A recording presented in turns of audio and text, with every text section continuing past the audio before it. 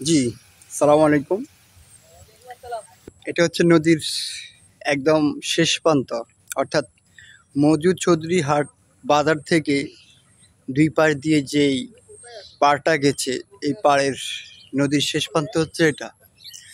তো ওখানে একটা রহস্য আছে। রহস্যটা হচ্ছে একদম শেষ প্রান্তে এসে আমরা একটা সাইনবোর্ড দেখতে পেলাম, যে সাইনবোর্ডে ইসলামিক ফাউন্ডেশনের একটা সংস্থার অথবা একটা মসজিদ ভিত্তিক কার্যক্রম দেখতে পেলাম। তো আপনাদেরকে সেটা এখন দেখাবো। এই যে এখান থেকেই একদম পাশে, যেখানে একটা অজপাড়া গ্রামের মতো অবস্থান, বা মানুষ নেই বললেই চলে। চলেন দেখা যাক। এই যে এটা হচ্ছে নদীর পাড়ে একটা ছোটখাটো মসজিদ। আমি জানি না এটা পাঞ্জাগানা কিংবা জুমার মসজিদ কিনা। এখানে দেখতে পাচ্ছি যে হাতে গোনা 3 থেকে 4টা ঘর আছে, অর্থাৎ বসবাসরত 3 থেকে 4টা ঘর এখানে আছে। আর একদম নদীর পাড়েই পাড় ঘেঁষা, এই যে দেখতে পাচ্ছেন পিছনেই নদী, এই পাড় ঘেঁষা মসজিদটা। তো এখানে কাউকে আমরা দেখতে পাইনি, শুধুমাত্র ইমাম সাহেবকে দেখতে পারলাম একদম নদীর পাড়ে। আর আপনাদেরকে যেটা দেখাবো সেটা হচ্ছে এই যে দেখতে পাচ্ছেন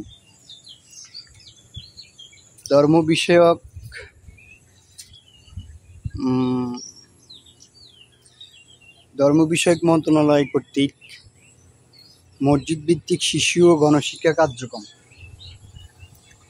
এটা হচ্ছে বলা হচ্ছে সহিহ বা সহজ কোরআন শিক্ষা পাঠদানের সময় ইসলামিক ফাউন্ডেশনের একটা প্রতিষ্ঠাতা জাতির পিতা বঙ্গবন্ধু শেখ মুজিবুর রহমান, লক্ষ্মীপুর সদর।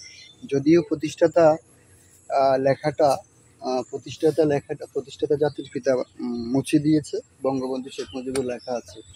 আমার প্রশ্ন হচ্ছে, আমাদের গ্রামের অথবা বিভিন্ন এলাকায় গণবসতি এলাকা আছে বা গণবসতি মানুষ বসবাস করে, সেখানে ইসলামিক ফাউন্ডেশন বিভিন্ন শাখা থাকতে পারে, অথবা ইসলামিক ফাউন্ডেশনের নাম দিয়ে অথবা ইসলামিক ফাউন্ডেশনের মাধ্যমে যে সমস্ত শিশুরা বা মানুষ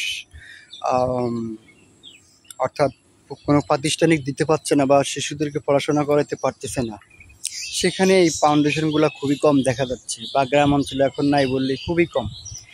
সেখানে এই প্রতিষ্ঠানটা কিভাবে এলো বড় আশ্চর্যের বিষয়। যেখানে আমরা দেখতে পাচ্ছি এই সব এখানে কিন্তু বাগান এবং কিছু ঘর আছে নদীর, অর্থাৎ ওই পাড়ে এই মেবি 4-5টা ঘরের জন্য একটা পাঞ্জাগানা মসজিদ আর ইসলামিক ফাউন্ডেশনের একটা গণশিক্ষা কার্যক্রম এখানে আমরা দেখতে পাচ্ছি।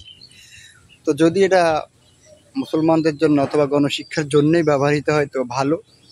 আর যদি এটা আসলে নামে মাত্র দিয়ে থাকে বা কিছু মানুষের জন্য বা যারা বুক দখল করতেছে বা দখলীয়ভাবে আছে, তাহলে এটা ভালো দেখা যাচ্ছে না। যেহেতু এখানে মাত্র 5 থেকে 6টা ঘর একদম মধুচৌধুরীর বাজার থেকে একদম নদীর শেষ প্রান্তে।